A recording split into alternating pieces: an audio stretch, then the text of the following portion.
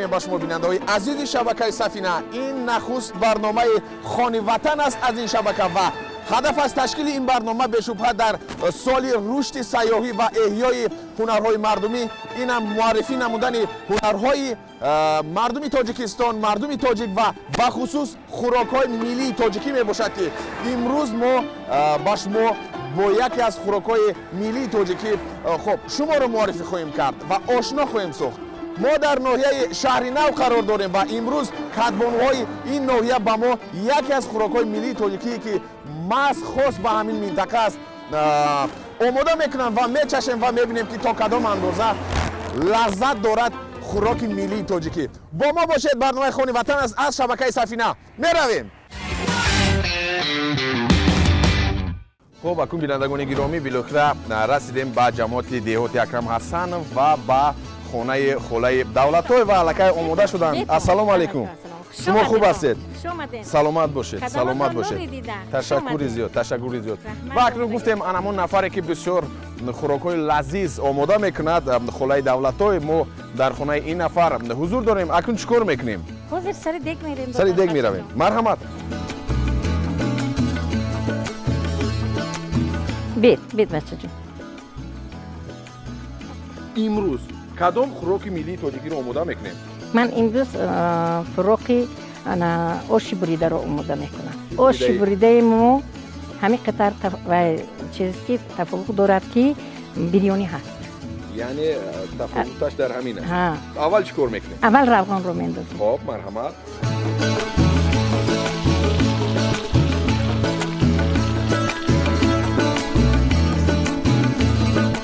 حاضر یک رگ روغنمون میتسبه داغ میشد بعد گشت رو آماده میکنیم. این خوراک رو مادرم آموختگی هستم. مادرم کیوانو بودن، خشتامون هم کیوانو بودن.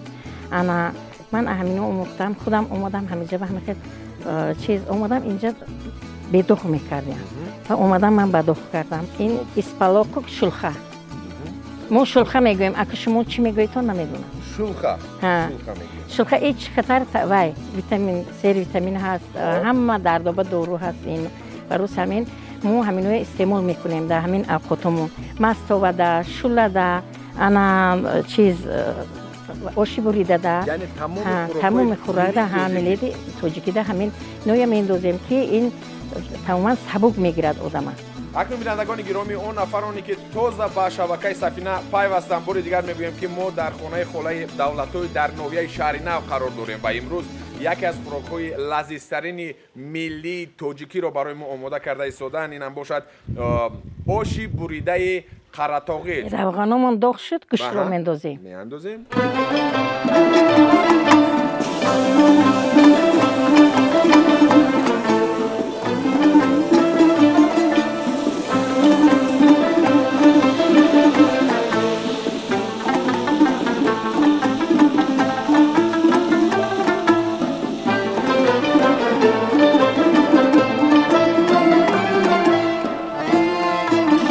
من گوشت کمک بریون میشد، پیاز رو بریون میکنم. من میخوام که همه جوانو هم هنرهای یاد گیرن. 40 تا هنر به یک جوان کم است میگن. همه 40 هنر جوانو یاد گیرن. هم موشان خدا من حاضر نگاه کنید که 40 دولتی تنج آرام و مستقل.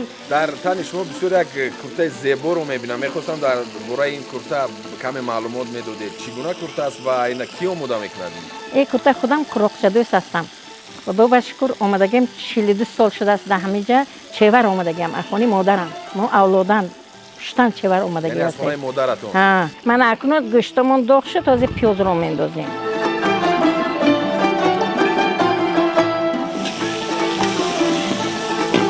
ابشره پمیدور میندازیم.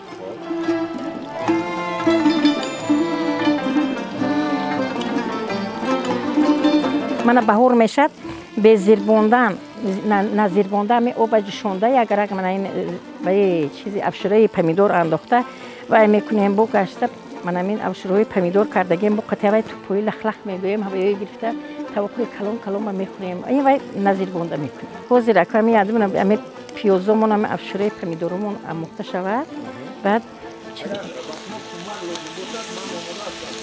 مایل марҳамат. шумо ҳатто ягон чиз нагуфтед ки шумо хай майлаш. Майлаш кубед.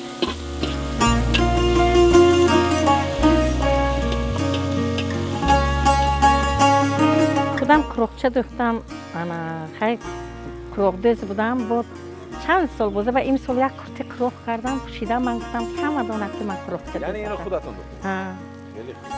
خیلی زیبا است. او باش رو میندازیم مکنم. آب رو میاندازیم مکنم.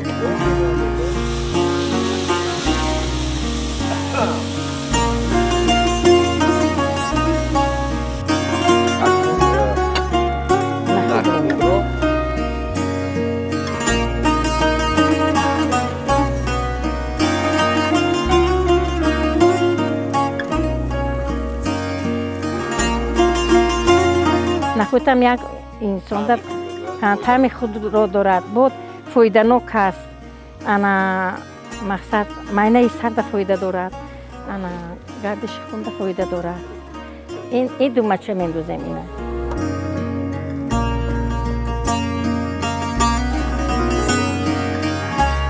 من این سری دیگ همیش بود شد. همیش تمام شد. قسمت اول در اینجا باقی رسید. باقی رسید. اکنون سری صفر میریم. مرحمت میرویم سری.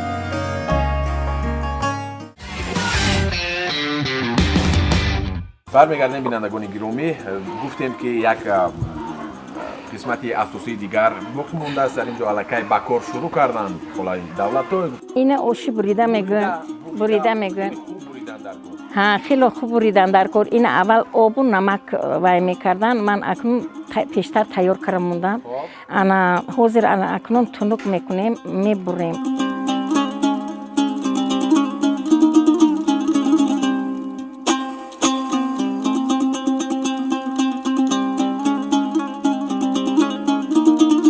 همه خواهش دارم که جوانای حاضره همه هنر یاد گیرن یا جوان با 40 تا هنر کم گفتین همه یاد گیرن هیچ محل خور نمیشن یا وقتی مقصد گردنشون هیچ که به کج نمیشد هیچ که به محتاج نمیشن محصول دست خودشون میفروشن خیلی کمبودی هاشون بود میکنن زندگی هاشون پیش میبرن یا مردک به هم نگاه کردن نمیستن خیلی چیز به هم نگاه کردن نمیستن همه وقت گجوی روانگر عزت و حرمتشون خطیوشون بود این هنرمند میشید اگه همه خدا با شکر 100 بار شکر 42 سال پیش من آمدم در همه جا بود دیگه خیلی آبرویم دیگه خیلی انا مقصد هنرمند که هستم همه حرمت میکند خلق همه جا در خلق هم جانم خلق هم بهت خلقی نغز است و حرمت به عزت است من منتدار خلقم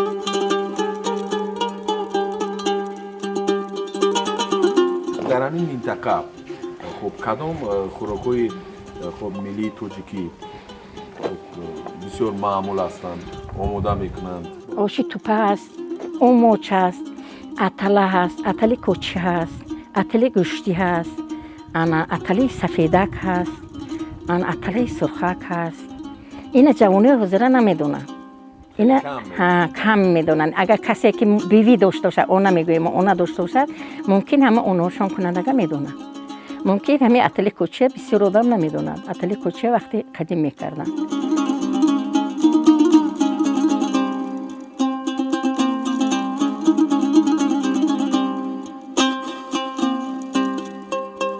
آماده شد حاضر در روی طبق میگیریم ایره روی طبق ده که گرفتیم اگر چیز میبریم دیگه میندازیم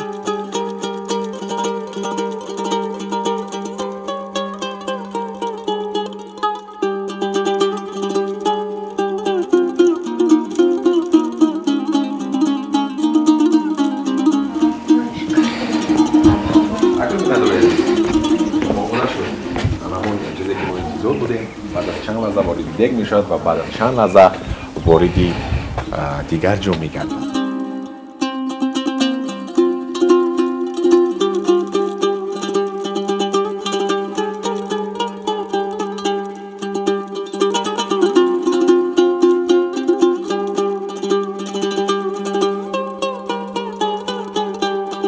من همین کروکوی میلیارد بسیار همش دوست می‌دارم. همین من آش توپه هست، آش بریده هست، انا اوموچ هست، اتله هست، انا همین آش میلی، انا اتله سفیدک هست، اتله سرخک هست، اتله گوشتی هست.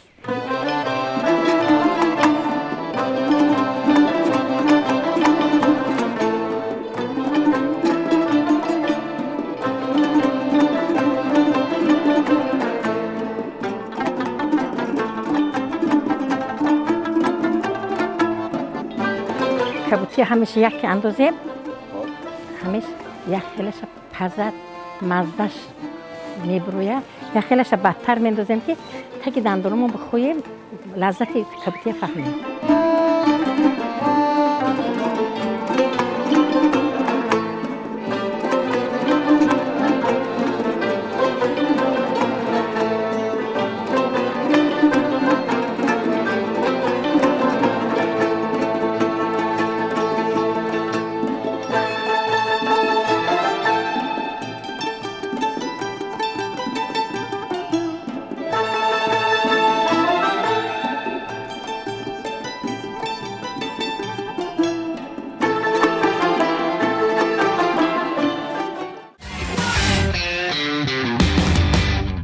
این اکنون آماده شد. آماده شد؟ ها میکشی. انتظار بوده من امستان رو از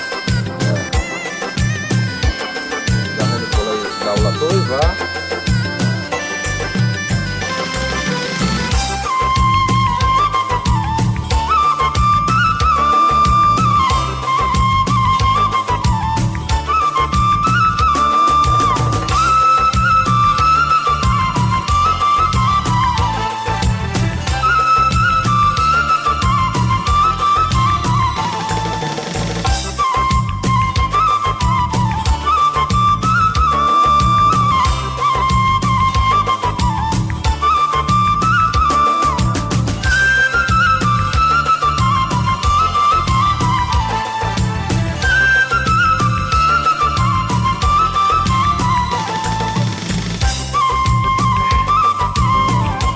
کبوتی چکه میریزیم باید.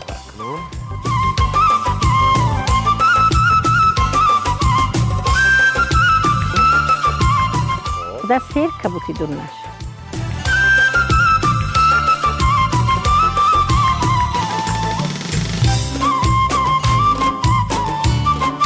من اوقات ما تیار شد. آماده شد خوراکی ما بالاخره و بعد از چند لحظه نوش جان خواهیم کرد. با ما همراه شوید. مرحمت میرویم با سری دسترخوان. مرحمت. جمشید جون مرحمت وقتی اوقات خوراک شده اوقات تیار شد.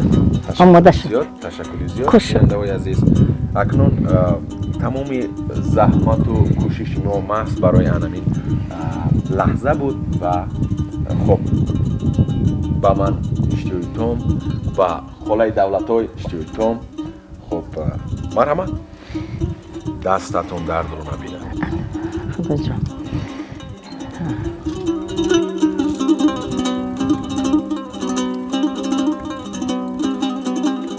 وقتی که چونین رو شخص استعمال میکند در حقیقت لذت زندگی رو احساس میکند. در حقیقت خب باری دیگر درک میکند که چگونه ما خوراک‌های لذیذ داریم. این به یگان محبت، به یگان زیاده‌روی، به یگان تعریف است. بسیار خوراک خوش‌طعم، بسیار خوراک خوشخور. بینندگان گرامی امروز در برنامه خونی وطن که در ناحیه شهرینم قرار داشتیم خلای دولتای برای ما یک خوراک خیلی خوبی با لذت تاجیکی آش بریده قراتوگی را آماده کردند. بسیار لذیذ بود و اینجا با شما خداحافظی میکنیم تا برنامه‌های دیگر در منطقه‌های دیگری تاجیکستان. خود و نزدیکانتون را احتیاط کنید ҳамеша хӯрокҳои зебо, хӯрокҳои лазизи тоҷикӣ омода намоед ва барои эҳёи ҳунарҳои миллӣ, бахусус барои эҳёи ва ошно намудани хӯрокҳои миллии тоҷикӣ саҳмгузор бошед. То барномаҳои дигар, хайр.